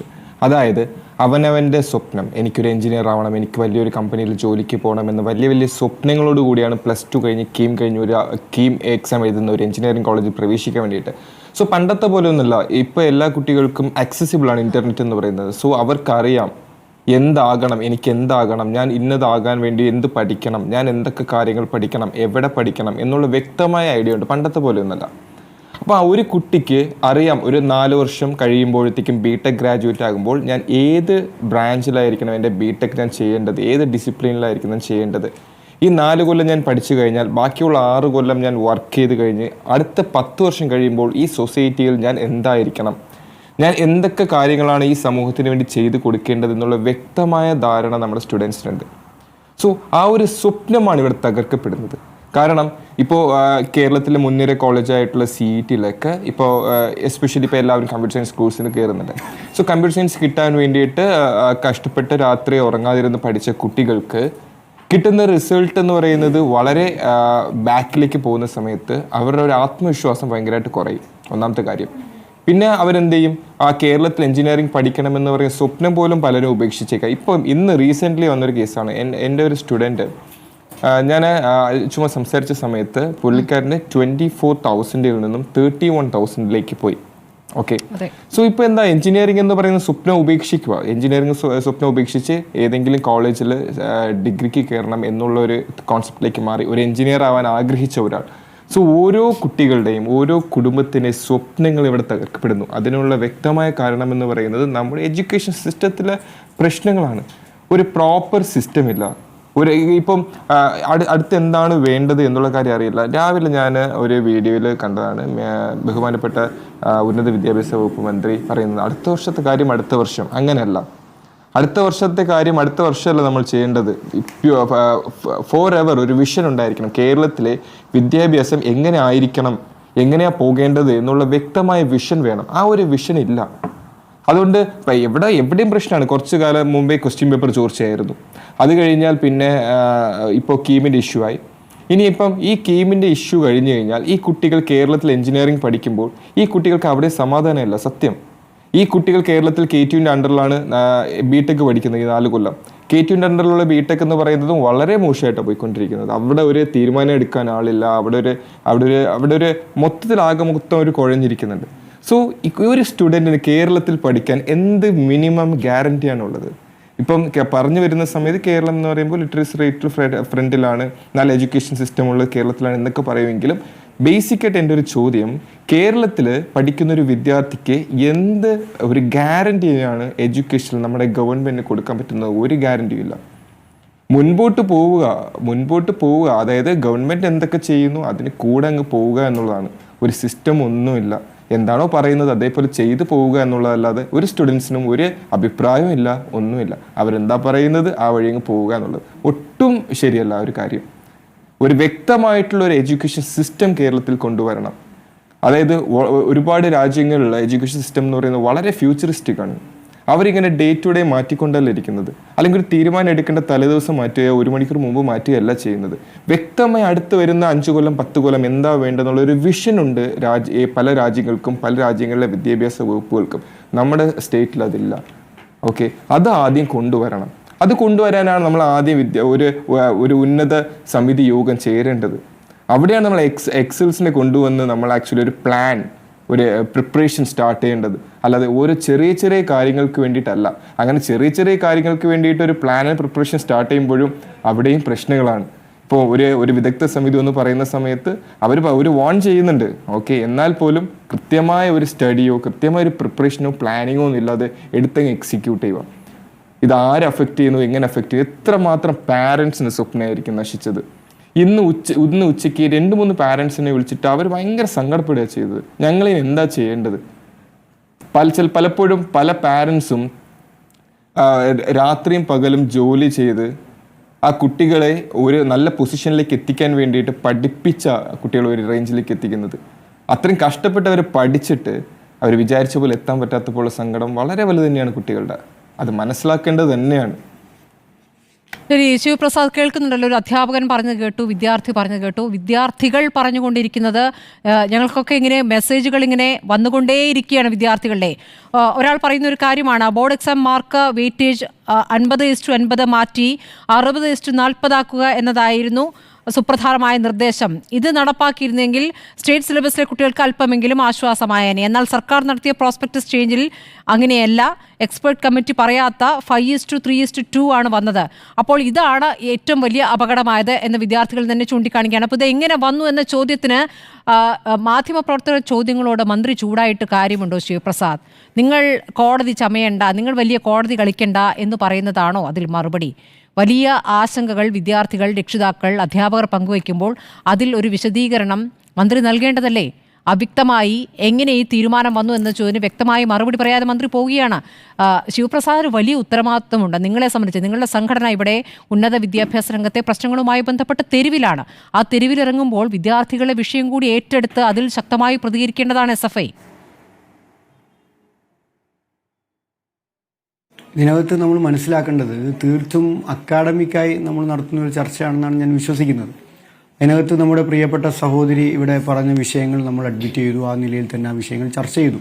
ഞാൻ ഏതെങ്കിലും ഒരു ഗവൺമെൻറ് സ്വീകരിച്ച നടപടികളെ ന്യായീകരിക്കാനോ ആ സ്വീകരിച്ച നടപടികളുണ്ടായ കാര്യങ്ങളെ സംബന്ധിച്ച് സംസാരിക്കാനോ വേണ്ടിയിട്ടല്ല ഇരിക്കുന്നത്. വിദ്യാർത്ഥികൾ നേരിടുന്ന വിഷയങ്ങൾ ചർച്ച ചെയ്യാൻ വേണ്ടിയിട്ട് തന്നെയാണ് ഞാൻ ഇരിക്കുന്നത്. അതിനകത്ത് അധ്യാപകൻ നമ്മുടെ പ്രിയപ്പെട്ട പ്രതിനിധി ഇവിടെ സംസാരിച്ചതിനകത്ത് നമ്മുടെ സിസ്റ്റം കുറേ കൂടി ഓർഗനൈസ്ഡ് ആവണം എന്ന കാര്യത്തിൽ എനിക്ക് യാതൊരു തർക്കവും അദ്ദേഹവുമായില്ല. അദ്ദേഹം പ്രകടിപ്പിച്ച ചില ആശങ്കകളോട് യോജിക്കുന്ന ആൾ കൂടിയാണ് ഞാൻ. എന്നാൽ അദ്ദേഹം പങ്കുവച്ച മെസ്സേജിനകത്ത് പ്രധാനപ്പെട്ട ഒരു പ്രശ്നം, കേരളത്തിൽ എന്തിനു നമ്മൾ പഠിക്കണം എന്നൊരു ചോദ്യം അദ്ദേഹം ചോദിക്കുകയാണ്. അത് തീർത്തും തെറ്റായ നിലയിലൊരു മെസ്സേജ് കൊടുക്കുന്ന ചോദ്യമായി പോയി എന്ന് അദ്ദേഹത്തോട് വിയോജിച്ചുകൊണ്ട് ഞാൻ അഭിപ്രായം ഞാൻ ആ കോഴ്സ് പറയട്ടെ, ഞാൻ പൂർത്തിയാക്കട്ടെ. മേഡം, രാഷ്ട്രീയം കാണുന്നില്ല, അദ്ദേഹത്തെ രാഷ്ട്രീയമായി നിർത്തുമില്ല. ഞാൻ എവിടെയാണ് അദ്ദേഹത്തിന് രാഷ്ട്രീയം ഉണ്ടെന്ന് പറഞ്ഞത്? ഞാൻ അദ്ദേഹത്തിന് രാഷ്ട്രീയം ഉണ്ടെന്ന് പറഞ്ഞില്ല. അദ്ദേഹത്തോട് ബഹുമാനത്തോടെയാണ് ഞാൻ വിയോജിച്ചത്. അദ്ദേഹത്തോട് ഞാൻ പറഞ്ഞത് എന്തിന് കേരളത്തിൽ പഠിക്കണം എന്ന് നമ്മുടെ കേരളത്തിലൊരു അധ്യാപകൻ ചോദിക്കുന്നതിന് വിഷമത്തോടു കൂടിയാണ് ഞാൻ അഡ്രസ്സ് ചെയ്തത്. കാരണം അത്ര മോശമല്ല കേരളത്തിലെ വിദ്യാഭ്യാസം എന്ന് പറയാൻ തന്നെയാണ് ഞാൻ ആ വിഷയത്തെ അഡ്രസ്സ് ചെയ്തത്. ഞാൻ കേരളത്തിൽ ബിടെക് പഠിച്ച ഒരാളാണ്, ഞാനത് പൂർത്തീകരിച്ച ആളാണ്. അങ്ങനെ എത്രയോ വിദ്യാർത്ഥികൾ കേരളത്തിൽ ബിടെക് പഠിക്കുന്നു. എൻ്റെ ഓർമ്മ ശരിയാണെങ്കിൽ കുറച്ച് നാൾ മുമ്പ് കേരളത്തിലെ മാധ്യമങ്ങളാകെ ചർച്ച ചെയ്തത് കേരളത്തിന് പുറത്തെ പല സംസ്ഥാനങ്ങളിലെയും ബിടെക് വിദ്യാഭ്യാസത്തിന് നിലവാര തകർച്ചയെ പറ്റിയാണ്. അപ്പോഴും കേരളത്തിലെ ബിടെക് വിദ്യാഭ്യാസ നിലവാര ചർച്ചയെപ്പറ്റി നമ്മൾ ചർച്ച ചെയ്തിട്ടില്ല. ഇപ്പോഴും ബിടെക് വിദ്യാഭ്യാസ നിലവാര ചർച്ചയെപ്പറ്റി നമ്മൾ ചർച്ച ചെയ്യുന്നില്ല. ഒരു മാധ്യമവും ഇതിനു മുമ്പ് ഈ റാങ്ക് ലിസ്റ്റ് വരുന്നതിന് മുമ്പ് കേരളത്തിലെ ബിടെക് വിദ്യാഭ്യാസത്തിന്റെ നിലവാര തകർച്ചയെപ്പറ്റി ഒരു മാധ്യമവും ചർച്ച ചെയ്യുന്നില്ല. TCSഉം IBMഉം പോലെ രാജ്യത്തെ ലോകത്തെ UST പോലെയുള്ള ലോകത്തെ പ്രധാനപ്പെട്ട സോഫ്റ്റ്വെയർ ഭീമന്മാർ കേരളത്തിൽ ബിടെക് പഠിക്കുന്ന വിദ്യാർത്ഥികളെ വന്ന് ഇവിടെ നിന്ന് പ്ലേസ്മെന്റ് വാങ്ങി കൊണ്ടുപോകാണ് സാർ. എൻ്റെ ജീവിതത്തിലെ അനുഭവങ്ങളാണ് ഞാൻ പങ്കുവെക്കുന്നത്. എൻ്റെ കൂടെ ബിടെക് പഠിച്ച ഒരുപാട് വിദ്യാർത്ഥികൾ വിവിധ സ്ഥാപനങ്ങളിൽ നിന്ന് പ്രധാനപ്പെട്ട സ്ഥാപനങ്ങളിൽ രാജ്യത്തും ലോകത്തും വർക്ക് ചെയ്യുകയാണ്. ഇത് കേരളത്തിൻ്റെ അനുഭവമാണ്. എത്രയോ കമ്പനികൾ കേരളത്തിലേക്ക് വരുന്നു. അതുകൊണ്ട് ആ നിലയിൽ കേരളത്തിൽ എന്തിനാണ് നാം പഠിക്കുന്നത് എന്ന ചോദ്യം ഇങ്ങനെ ഒരു ചർച്ചയിൽ ഉന്നയിക്കാൻ പാടില്ലാത്തതാണെന്ന് വിനയത്തോടെ സ്നേഹത്തോടെ അദ്ദേഹത്തോട് ഞാൻ വിയോജിക്കുകയാണ്. നമുക്ക് ചില സിസ്റ്റത്തിൽ ചില തകരാറുകൾ വന്നിട്ടുണ്ട്, അത് വസ്തുതയാണ്.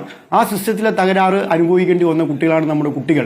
ആ കുട്ടികളോട് യോജിച്ചുകൊണ്ട് തന്നെയാണ് ഞാൻ അഭിപ്രായം രേഖപ്പെടുത്തുന്നത്. ആ അഭിപ്രായം രേഖപ്പെടുത്തുമ്പോൾ ഒരു അനീതി കേരളത്തിനകത്ത് ഉണ്ടായിട്ടുണ്ട് സ്റ്റേറ്റ് സിലബസിലെ കുട്ടികളോട്. അത് മാറ്റണം എന്നതാണ് നമ്മുടെ അഭിപ്രായം. MSFന്റെ പ്രതിനിധി എങ്ങനെയാണ് ഈ ചർച്ചയെ സ്വീകരിച്ചത് എന്ന് കേരളത്തിലെ ജനങ്ങൾ വിലയിരുത്തട്ടെ. ഇതിനകത്തേക്ക് രാഷ്ട്രീയം കുത്തിനിറയ്ക്കാൻ ആരാണ് ശ്രമിക്കുന്നത്? രാഷ്ട്രീയ കാഴ്ചപ്പാടോടെ രാഷ്ട്രീയ കുബുദ്ധിയോടെ ഈ വിഷയത്തെ സമീപിക്കാൻ പാടുണ്ടോ?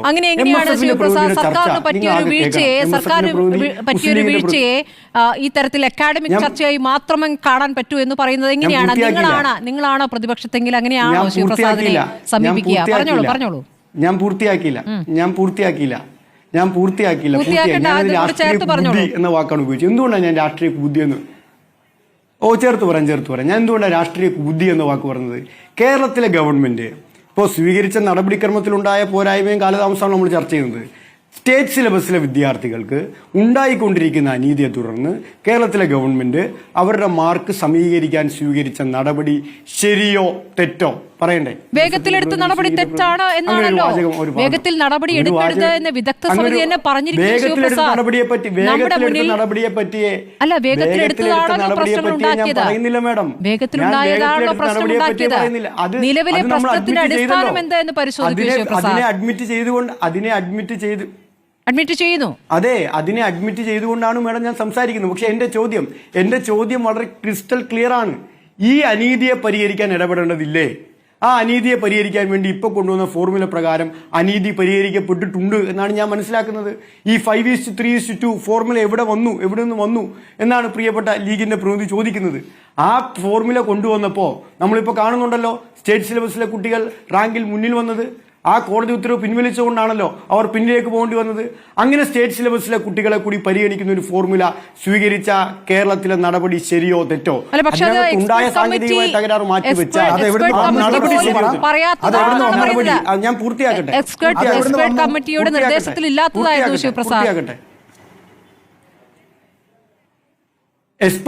നിർദ്ദേശത്തിൽ ഇല്ലായിരുന്നു നിങ്ങൾക്ക് എങ്ങനെ പറയാൻ കഴിയും? എക്സ്പെർട്ട് കമ്മിറ്റി 4 നിർദ്ദേശങ്ങൾ മുന്നോട്ട് വെച്ചിട്ടുണ്ട് മാഡം. ആ 4 നിർദ്ദേശങ്ങൾ, നിങ്ങൾ ഈ പറയുന്ന നിർദ്ദേശം, ഇവിടെ നേരത്തെ നവാസ് ഉൾപ്പെടെ സൂചിപ്പിച്ച നിർദ്ദേശം, അത് കുറെ കൂടി ടെസ്റ്റ് ചെയ്യേണ്ടതായിട്ടുണ്ട് എന്നാണ് എക്സ്പെർട്ട് കമ്മിറ്റി പറഞ്ഞത്. ഇത് തമിഴ്നാട്ടിൽ ഈ നിലയിൽ തുടർന്നു പോകുന്ന ഒരു സിസ്റ്റമാണ്. അപ്പോൾ പെട്ടെന്ന് നടപ്പിലാക്കി. ഞാൻ പൂർത്തിയാക്കില്ല, എനിക്ക് ഒരു മിനിറ്റ് കൂടി സമയം തരണം. പൂർത്തിയാക്കാൻ വേണ്ടി കൊണ്ടുപോയി. പിന്നെ ചോദിച്ച ചോദ്യം നവാസ്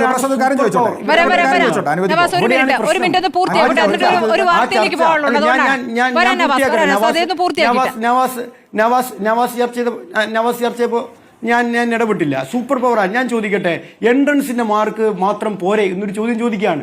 അപ്പോൾ ആർക്ക് വേണ്ടിയിട്ടാണ് നവാസ് ആ ചോദ്യം ചോദിക്കുന്നത്? ഞാൻ ബലമായി ന്യായമായി വിശ്വസിക്കുന്നത് കേരളത്തിലെ രാജ്യത്തെ വിവിധ എൻട്രൻസ് കോച്ചിങ് സ്ഥാപനങ്ങൾക്ക് വേണ്ടിയാണ് ഈ ചോദ്യം നവാസ് മുന്നോട്ട് വെച്ചതെന്നാണ്. മുസ്ലിം ലീഗിന്റെ ആവശ്യം അങ്ങനെ എൻട്രൻസ് കോച്ചിങ് സ്ഥാപനങ്ങളിൽ കോച്ചിങ്ങിൽ മാത്രം മതി എന്നാണോ? അങ്ങനെയാണോ മുന്നോട്ട് വെക്കുന്നത്?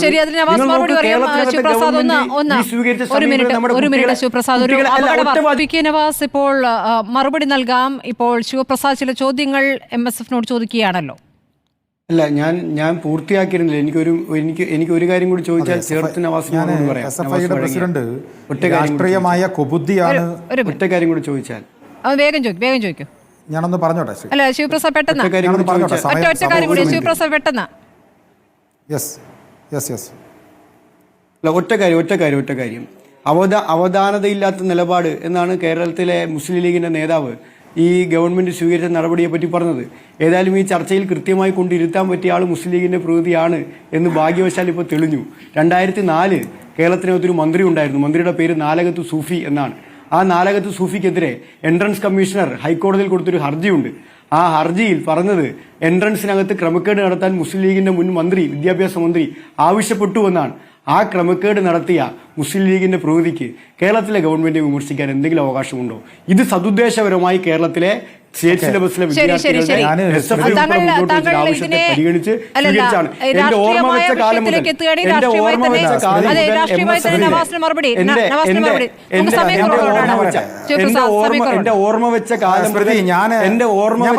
മുതൽ നവാസ് എവിടെയെങ്കിലും ഈ അനീതി പരിഹരിക്കണമെന്ന് പറഞ്ഞത് നിങ്ങളുടെ ശ്രദ്ധയിലുണ്ടോ? എന്റെ ഓർമ്മ വെച്ച കാലം മുതൽ നവാസ് എവിടെയെങ്കിലും ഞാൻ നിർത്തി. അല്ല, അധിക്ഷേപം ഞാൻ ചോദ്യമാണ് ചോദിച്ചത്.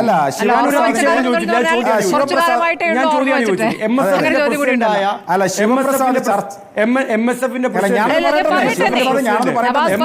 പ്രസിഡന്റ് ചോദിച്ചിട്ടുണ്ടോ? ഞാൻ അധിക്ഷേപിച്ചിട്ടില്ല. ഞാൻ അധിക്ഷേപിച്ചു നിങ്ങൾ സ്റ്റേറ്റ് ചെയ്തത്. ഞാൻ അധിക്ഷേപിച്ചിട്ടില്ല. ഞാൻ പറയാം. ഞാൻ ചോദിക്കട്ടെ, നിങ്ങൾ അധിക്ഷേപിച്ചിട്ടില്ല. ശരിയാ, കാണുന്നവർക്ക് മനസ്സിലാവും. കപടത കാണിക്കല്ലേ ശിവപ്രസാദ്. പറഞ്ഞതിൽ ഉറച്ചു നിൽക്ക്.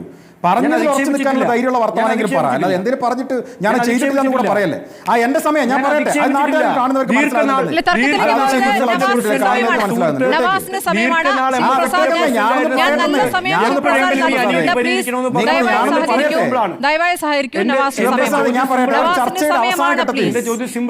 അല്ല, ഈ ഞാന് ഒരു ചർച്ചയുടെ അവസാന ഘട്ടത്തിൽ സ്മൃതിയോട് സമയം ചോദിച്ചിട്ട് എസ് എഫ് ഐയുടെ പ്രസിഡന്റ് ഇത്ര പ്രധാനപ്പെട്ട ഒരു ചർച്ചയിൽ സ്മൃതിയോട് സമയം ചോദിച്ചിട്ട് സംസാരിക്കുമ്പോൾ ഞാൻ അറിഞ്ഞില്ല ഇത് വാട്സപ്പ് യൂണിവേഴ്സിറ്റി കിട്ടിയ ഏതോ ഒരു ഡാറ്റ 2004 ഡാറ്റ പറയാനാണ് ഈ ചർച്ചയുടെ അവസാന ഘട്ടത്തിൽ സമയം ചോദിച്ച് വാങ്ങുന്നതെന്ന് ഞാനത് വിടാൻ. കാരണം അവസാന ഘട്ടത്തിൽ അങ്ങനെയൊക്കെയാണല്ലോ പറയേണ്ടത്. ശിവപ്രസാദെ, ഞാൻ ചോദിക്കുന്ന ചോദ്യം വളരെ കൃത്യമാണ്. 5:3:2 ഇത് എവിടെ നിന്നാണ് കിട്ടിയത്? പറയാൻ നിങ്ങൾക്ക് ഉത്തരവാദിത്വം ഇല്ലേ? ഇത് എവിടെ നിന്ന് കിട്ടി? കേരളത്തിലെ വിദ്യാർത്ഥികൾ ചോദിക്കുന്ന ചോദ്യമാണെന്നേ. ആ ചോദ്യം ചോദിച്ച മന്ത്രി മെക്കെട്ടെടുക്കും, SFI യുടെ പ്രസിഡന്റ് ഞങ്ങളെ നേരക്കെടുക്കും. ഞങ്ങൾ സ്വാഭാവികമായി ചോദിക്കുന്ന ഒരു ചോദ്യം, കേരളത്തിലെ ജനങ്ങളെ 70,000-ഓളം വരുന്ന എൻട്രൻസ് എക്സാം ചെയ്ത വിദ്യാർത്ഥികളുടെ മുമ്പിലേക്ക് എക്സാം റിസൾട്ട് വരുന്നതിന് തൊട്ട് ജൂലൈ മാസം 1-ാം തീയതി തൊട്ട് തലേ ദിവസം 5:3:2 എന്ന് പറഞ്ഞ റേഷ്യോ കൊണ്ടുവരുമ്പോൾ ഇത് എവിടെ നിന്ന് കൊണ്ടുവന്നതാണെന്നുള്ള ചോദ്യമല്ലേ? അതിനിപ്പോൾ SFI യുടെ പ്രസിഡന്റ് കണ്ടെത്തിയ ഒരു കാര്യം ഇതൊരു തമിഴ്നാട് മോഡലാണ് എന്നാണ്. ഞാൻ ശിവപ്രസാദ് പറയാം, തമിഴ്നാട് ഘടകം ഉണ്ടല്ലോ SFI യുടെ, ഒന്ന് വിളിച്ച് ചോദിക്കണം, തമിഴ്നാട്ടിൽ എൻട്രൻസ് എക്സാം ഉണ്ടോ ശിവപ്രസാദേ? മണ്ടത്തരം പറയുമ്പോൾ അതിനെക്കുറിച്ച് ആലോചിക്കണ്ടേ? നിങ്ങൾ മണ്ടത്തരം പറയുമ്പോൾ ആലോചിക്കണ്ടേ? തമിഴ്നാട്ടിൽ എൻട്രൻസ് എക്സാം ഉണ്ടോ? അവിടെ ബോർഡ് എക്സാമിന്റെ മാനദണ്ഡത്തിലാണ് അവിടെ അഡ്മിഷൻ നടക്കുന്നത്. ഇപ്പം ഞാൻ പറഞ്ഞു എൻട്രൻസ് എക്സാം മാനദണ്ഡമാക്കിയാൽ പോരെ, അല്ലെങ്കിൽ ബോർഡ് എക്സാം. അപ്പം പറയാണ് അത് എൻട്രൻസ് കോച്ചിങ് സെന്ററുകളെ സഹായിക്കാനുള്ള MSFന്റെ തീരുമാനമല്ലേ എന്ന്. വിഡിത്തം പറയില്ല. 50:50 ആകുമ്പോൾ 50% എൻട്രൻസ് അല്ലേ? അപ്പോൾ നിങ്ങൾ എൻട്രൻസ് എക്സാമിനെ കോച്ചിങ് സെന്ററുകളെ സഹായിക്കാനാണോ 50% അതിന് മാർക്ക് എടുക്കുന്നത്? അപ്പോൾ വിഡിത്തം പറയരുത്. നമ്മൾ ഒരു അക്കാഡമികമായ ചർച്ച നടക്കുന്നു എന്നാണല്ലോ, അക്കാഡമിക് ലെവലിൽ ചർച്ച ചെയ്യുന്ന ശിവപ്രസാദ് പറയുന്നത്. എൻ്റെ ചോദ്യം ഇത്രയേ ഉള്ളൂ. ഫോർമർ കുസാറ്റ് VC, ഗരഗ്പൂരിലെ ITIയുടെ പ്രൊഫസർ ഉൾപ്പെടെയുള്ള 5 ഇന്ത്യയിലെ അല്ലെങ്കിൽ കേരളത്തിലെ പ്രധാനപ്പെട്ട അക്കാഡമിഷ്യന്മാർ അവർ നൽകിയിട്ടുള്ള എക്സ്പേർട്ട് റിപ്പോർട്ടിന്റെ മുകളിൽ 5:3:2 വരുമ്പോൾ അത് എവിടുന്ന് വന്നു? ആ ചോദ്യത്തിന് ഗവൺമെന്റ് ഉത്തരം ഉണ്ടാകണം. SFIക്ക് ഉത്തരം ഉണ്ടാകണം. നിങ്ങളുടെ കൊടി പിടിക്കുന്ന പ്രവർത്തകന്മാരില്ലേ ഇതിൽ? അവരുടെ അനിയന്മാരില്ലേ ഇതിൽ? അവരുടെ അനിയത്തിമാരില്ലേ? ഗവൺമെന്റ് ന്യായീകരിച്ചാൽ മാത്രം മതിയോ? എന്റെ മെക്കെട്ട് കയറിയിട്ട് കാര്യമില്ല, പത്രക്കാരെ മെക്കെട്ട് കയറിയിട്ട് കാര്യമില്ല. താങ്കൾക്ക് ഉത്തരമില്ലെങ്കിൽ ഉത്തരമില്ല എന്നാണ് പറയേണ്ടത്. ഇനി രണ്ടാമത്തെ ഒരു ചോദ്യം, ഇവിടുത്തെ CBSE സിലബസിനെ രക്ഷപ്പെടുത്താനല്ല, കേരള സിലബസിലെ വിദ്യാർത്ഥികളോട് നമ്മൾ അനുകമ്പ കാണിക്കണ്ടേ എന്നാ ചോദിച്ചത്. അനുകമ്പ കാണിക്കണം.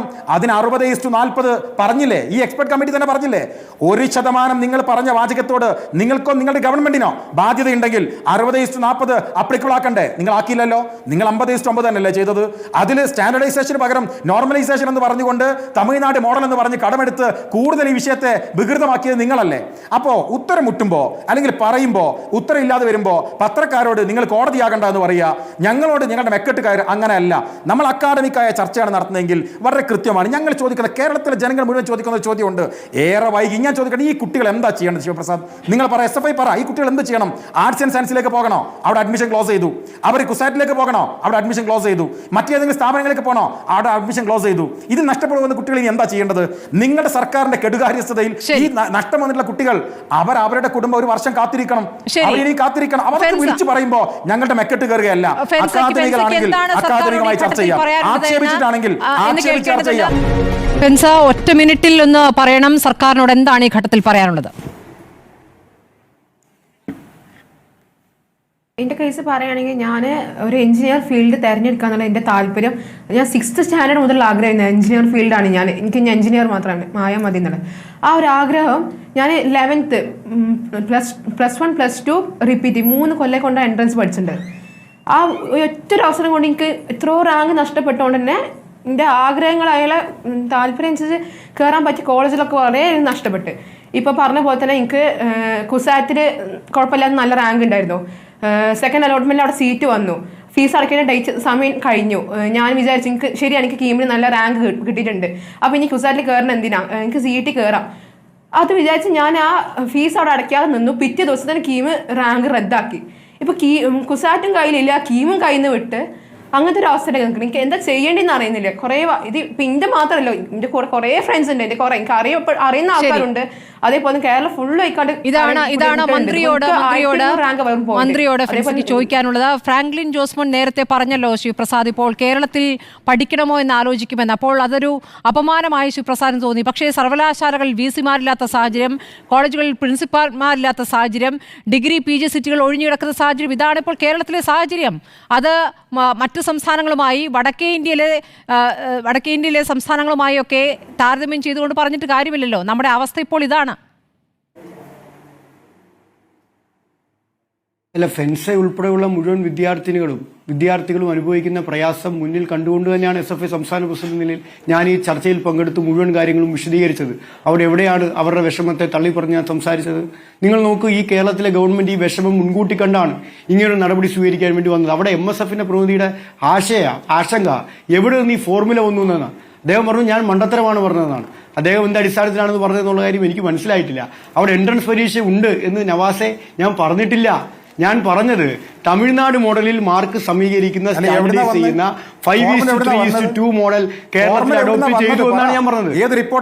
5:3:2 അപ്പൊ മണ്ടത്തരാണ് ഞാൻ പറഞ്ഞെന്നുള്ള വാചകം പിൻവലിക്കോ? മണ്ടത്തരാണ് തമിഴ്നാട്ടിൽ എൻട്രൻസ് പരീക്ഷ നടത്തി എന്ന് ഞാൻ പറഞ്ഞു എന്ന് പറഞ്ഞ നവാസ് പിൻവലിക്കോ? അത് പിൻവലിക്കോ? അത് സ്റ്റാൻഡർഡൈസ് ചെയ്യാൻ വേണ്ടി അല്ല ഞാൻ പൂർത്തിയാക്കട്ടെ.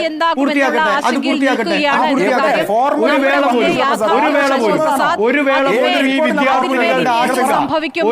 പോലും ഈ വിദ്യാർത്ഥികളുടെ ആശങ്ക പരിഹരിക്കണമെന്ന് ആവശ്യപ്പെടാത്തവരാണ് ഈ കേരളത്തിലെ ഗവൺമെന്റിനെ ഇപ്പൊ വിമർശിക്കുന്നതെന്ന് പറയാൻ എനിക്കൊരു മടിയില്ല. ഈ രാഷ്ട്രീയ കുബുദ്ധിനകത്ത് ഉൾപ്പെടുത്തിയത് നവാസ് തന്നെയാണ്. ശരി, നമ്മുടെ സമയം അവസാനിച്ചുകൊണ്ടാണ് ആ വിഷയം പരിഹരിക്കണമെന്ന് ഒരു ഘട്ടത്തിലും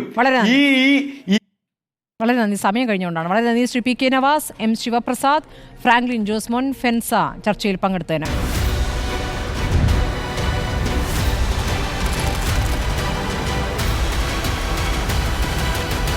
ഡിബേറ്റ് വിത്ത് സ്മൃതി പരുത്തിക്കാട്.